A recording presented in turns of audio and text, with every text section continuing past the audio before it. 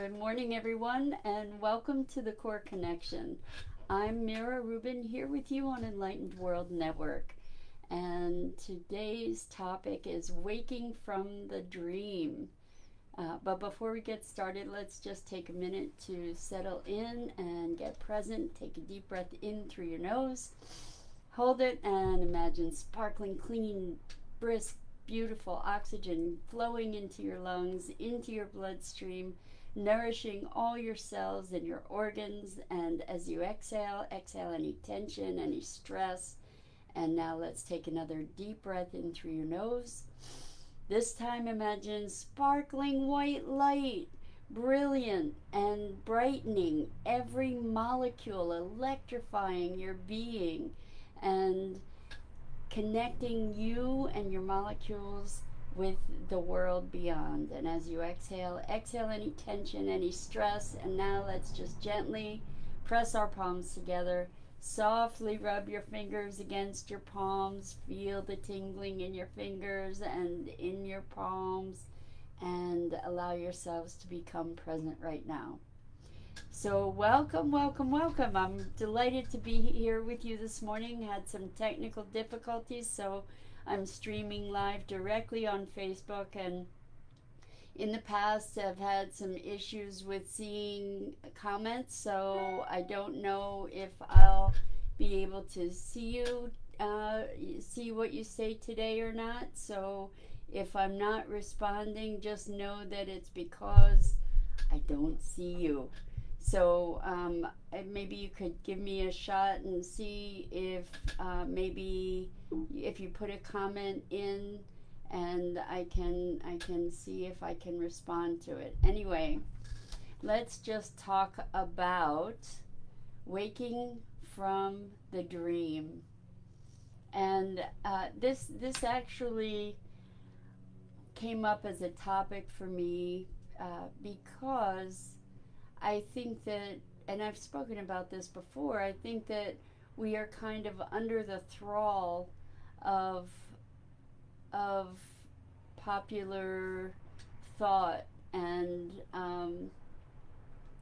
when I saw a course, I'm actually taking this course, which you might find really interesting. I'm very excited about it. It's called Leading from the Emerging Future. And I haven't even gotten to dig into it yet, so I'm sure that as I do, you'll be hearing more about it.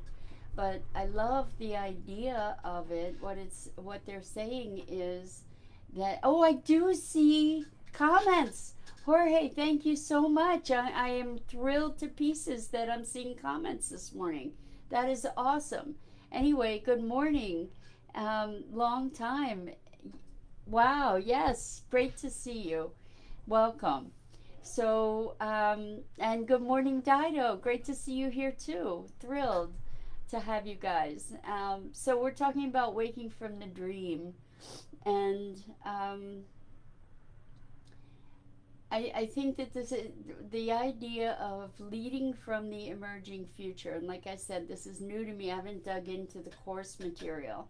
But it's a free course if you want to check it out, and it's one of these MOOCs, MOOK, like a mass enrollment sort of course where people from all over the world, thousands of people from all over the world, are engaged in conversation and transformation. And it's let me think if I know what the organization is that was sponsoring it. I think it. I'm not going to venture a guess because I don't remember at the moment. Anyway, it's on edX, which I think is an outgrowth of TEDx, if you want to check it out. So this idea of leading from the emerging future versus leading from our existing and past paradigms. And in order to lead from the emerging future, it's talking about sensing into the future and the requirements of the moment versus the history that we've had. And so many of us are acclimated and trained to, if you don't know the past, you're condemned to repeat it you're condemned to repeat it. The thing is that when we are trying to move into an unanticipated future from an existing past, we don't have the resources and capacity or capability to anticipate things that we haven't conceived of, right? So in we have been, how does this connect with dreaming, waking from the dream? Well, I started out by feeling into this moment in time, and in so many ways it feels to me like it's a dream, because it's so much of it doesn't make sense. You know how dreams don't make sense a lot of times, and that's what it feels like in this moment. And uh, waking from the dream is, in my parlance, really a matter of being present to what's actually going on, what's actually here, the issues that we actually are facing, waking from the dream of the thrall of normalcy, or and I know it's weird to be talking about normalcy right now in a time that's anything but normal, but we have acclimated to certain conversations, and we have acclimated to certain forms of behavior, and while we're drawn to have our attention so much on COVID and the shifts in lifestyle, we're also dreaming, we're still asleep really around so much of what is going on in the whole dynamic of the world. And there's so much to hold for us as we presence ourselves to the call and the requirements of the moment. But it does, the thing to that we are called to do is to awaken from our assumptions about how things are, to recognize what we're being called into from the future. So I'm still playing with how to speak these words in a way that makes them coherent. I'm trying here, but what's clear to me is that we have to wake up. We have to wake up from, or we get to wake up. It's a requirement that we wake up from the assumptions that have been at play for us in order to be able to sense into the requirements of the future that is emerging, and the future that will sustain us. So the biggest awakening in my view that is required of us is our assumptions about economy and material and economic ideas that we have all been subject to in our lives, where we are manufactured consumers. And I know I've spoken about this a lot, but this is part of the dream that we get to awaken from, the dream of or the sleeping that it shows up in our consumerism. I had a really interesting and intense debate with a very dear friend who is creating paradise. And I'm not using that metaphorically. So and I've mentioned this a couple times, that there is a group of people. Actually, I'm sure there are many groups of people, but there's this particular group of people that I'm engaged with that are looking at what would it be to create paradise, and how can we turn around what's going on in the world to be able to make a, a, a world that is sustainable and thriving and regenerating and flourishing, and where our environment is preserved and protected and nurtures us, etc., etc. And how can we create life on this planet that is is filled with life and prospering in terms of flourishing, not in terms of money. I'm not talking about that. So we had this debate, and what he is, what the paradigm shift is to become positive impact on the planet. To, like, that's what we need to do at this point. We can't just do remediation. We need to turn things around, and we need to become positive impact. And if you're interested in getting involved in this new movement, it's called the Paradise Syndicate. You can find paradisesyndicate.com. That's SYNDICATE. There is the Paradise Syndicate Facebook page that you can check out. And the principle is to become positive impact. And we were talking about ways to be able to be positive impact, and we were talking about languaging. And what it brought up for me is this whole conversation about personal responsibility. And again, this is all in the context of waking from the dream and allowing ourselves to be lulled into a certain level of complacency, and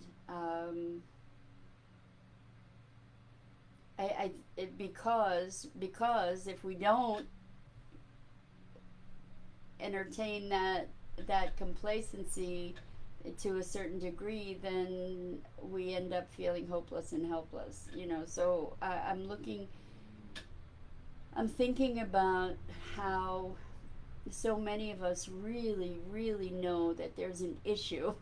There's an issue with the way that we're interacting with the world and our environment. Yes, there is, and our climate, and we want to be able to be making a difference. So we diligently do our recycling, for instance. And the thing that we were talking about in this conversation last night is that recycling, for the most part, particularly or especially in the realm of plastics, is a hoax that has been perpetrated on the public, because most of the plastic that we put in our recycle bins either ends up in landfills or ends up in the ocean, or ends up in massive storage of plastic that is just mounting and mounting and mounting. And the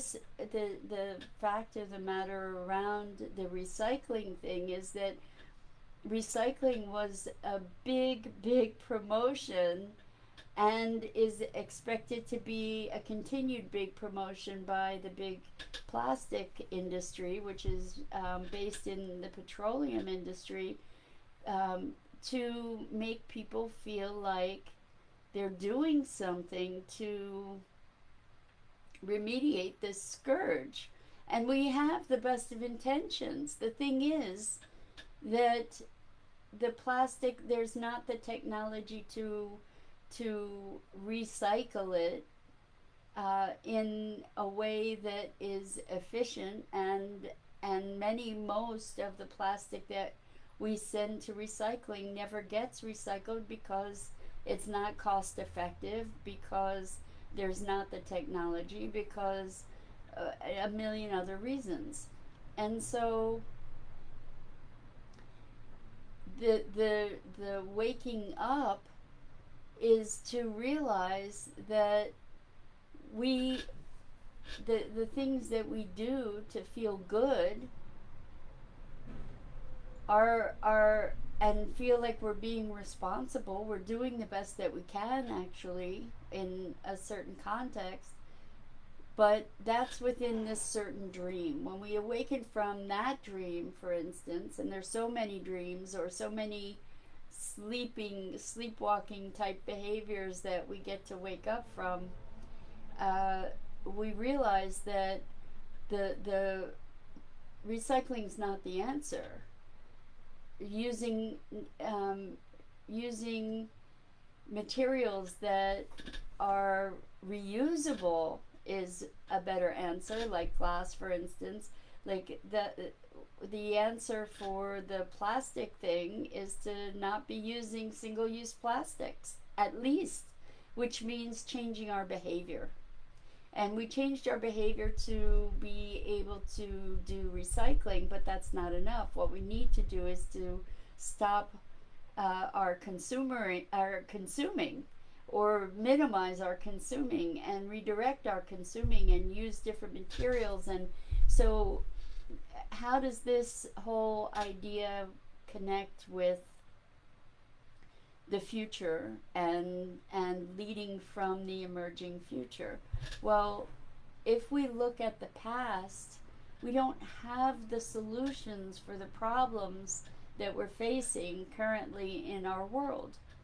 Uh, we we have not found solutions for many of the long-standing human trials throughout the centuries. But beyond that, we are facing new challenges that have never been faced before, and we get to invent and sense into new solutions. Now, the interesting thing about this leading from the emerging future that I was able to glean in the very little bit that I've explored in it so far is that it starts with an internal awareness and awakening. And so, in awakening from the dream here, or awakening from our sleepwalking, what we get to do is become more present to our beingness. And the conversation comes back to something I've spoken about again and again, which is connecting with our beingness and our human being, rather than, or in preference to, or in priority over our doingness. And as we look within, and so many of us, we've had the opportunity to be looking within due to COVID, to be assessing our values, to be re-evaluating our lifestyle. And then with Black Lives Matter, we've been able to look in and notice where we have what were previously unconscious prejudices that we get to address. And we get to really have a deepening awareness of the things of which we were unconscious, where we've been sleepwalking. And as far as awakening from the dream, I also invite you to check out Pachamama.org, Pachamama.org, Pachamama.org, because they have a whole training on awakening the dreamer. And so awakening the dreamer is kind of a twofold thing, where we get to awaken to what we are doing in our lives, in our patterns, on our planet, and we also get to awaken a dream of possibility for the future. And so all these things are kind of weaving in and out with each other. I'm hoping it's making some sense to you. I see that in order to create this future, to become the leaders that we all get to be in moving toward this future of possibility, we get to stop sleepwalking. We get to wake up and really look at our lives and our lifestyles and our language and what we are uh, promoting and and perpetuating in the world that that isn't serving us, and at the same time to be looking at what we're promoting and bringing forth into the future that does support us.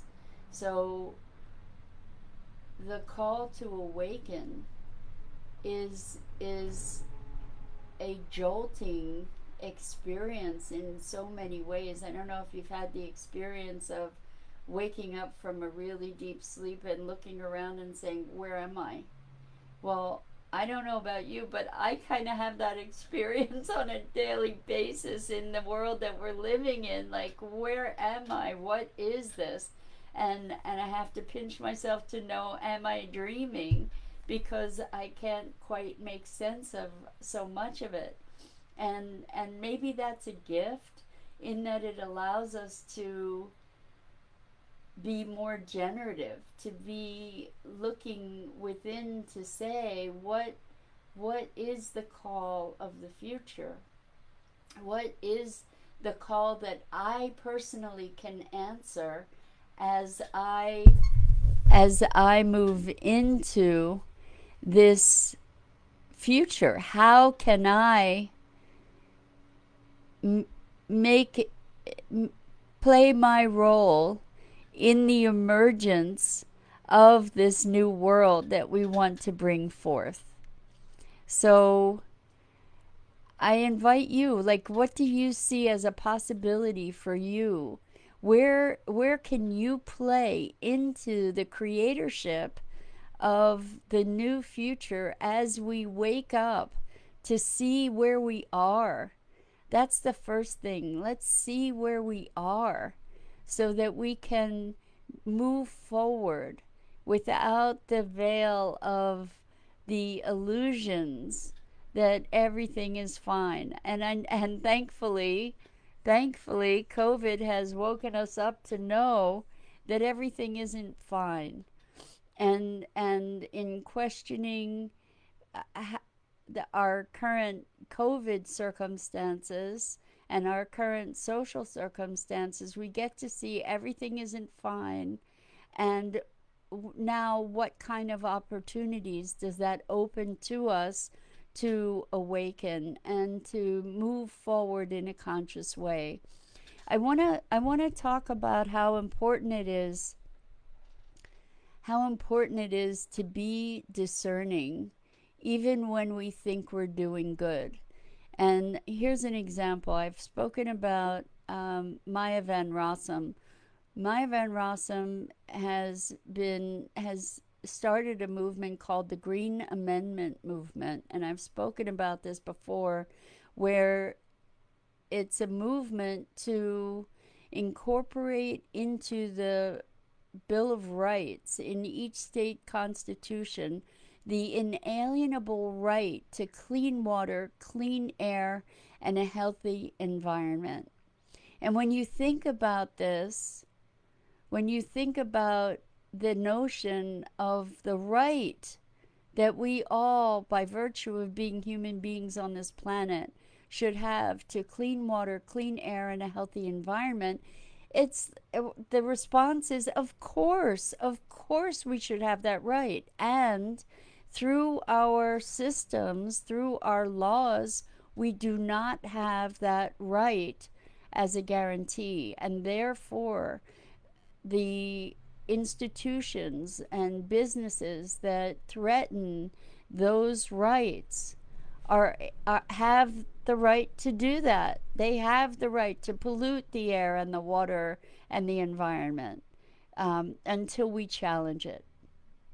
And what we've been doing environmentally is trying to fight them to assert that they have made oversteps, or to hold them accountable for a liability, for instance.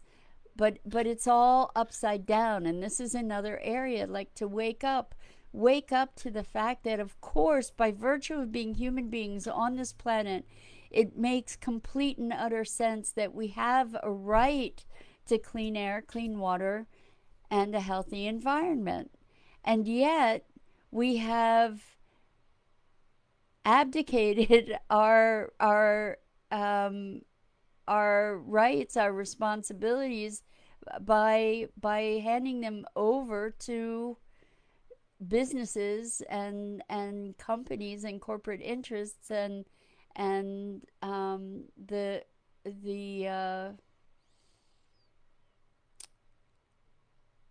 the machinery of money in our world. And so this is a place where we get to wake up. We get to wake up and say, hey, guess what? We do have these rights. We have these rights, and you guys are violating those rights. And so your practices need to change to be more respectful of those rights, right? So there are so many areas where we get to wake up. And what I was, I went into talking about Maya because I was talking about being very conscious about what we're doing when we are in pursuit of doing good. And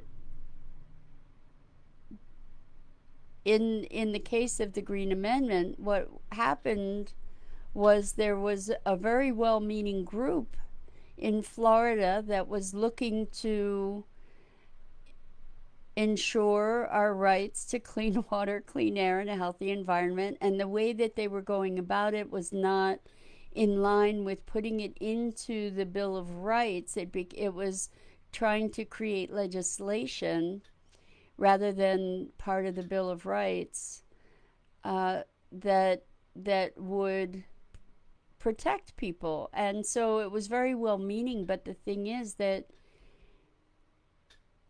it had every potential to defang the strength of the Green Amendment itself, that would be in the Bill of Rights, which the laws are subject to the Bill of Rights, whereas when you make laws can be changed. And laws could also be challenged. Whereas once something is in the Bill of Rights, that's an inalienable right. And so in this particular situation, Maya found herself having to challenge the folks that were trying to do something good. And so I think when we look at industry in our country, it was originally an intention to be creating prosperity and convenience and comfort and evolving. I believe that the intention in so many ways was to do good.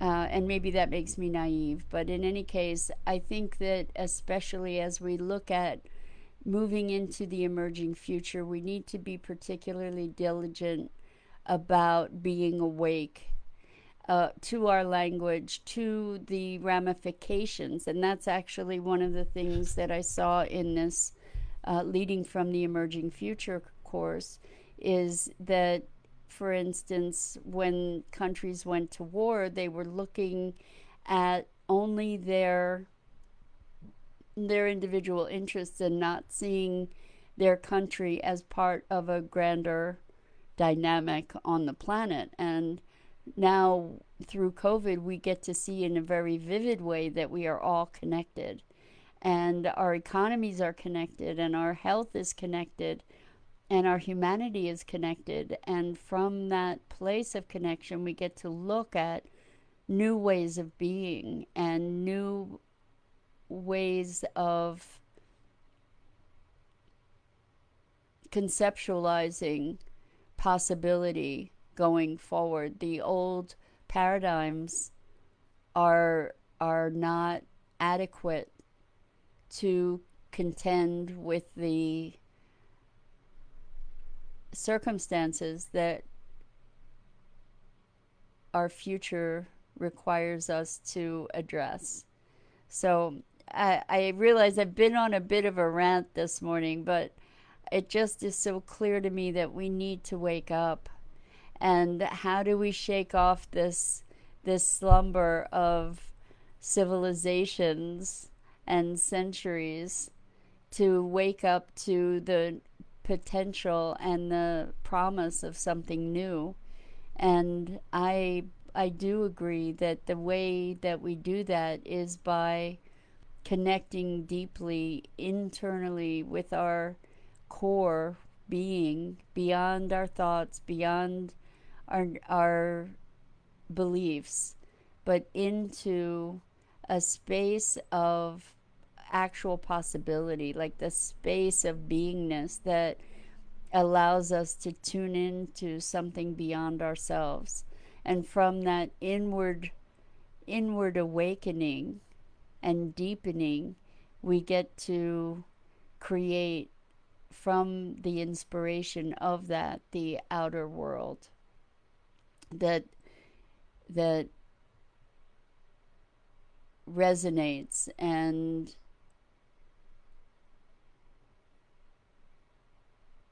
evolves into the future that we dream of for ourselves and for the planet. So I hope that some of that was somewhat coherent and at least thought provoking, and that that I've inspired you to look at places where you may not be awake.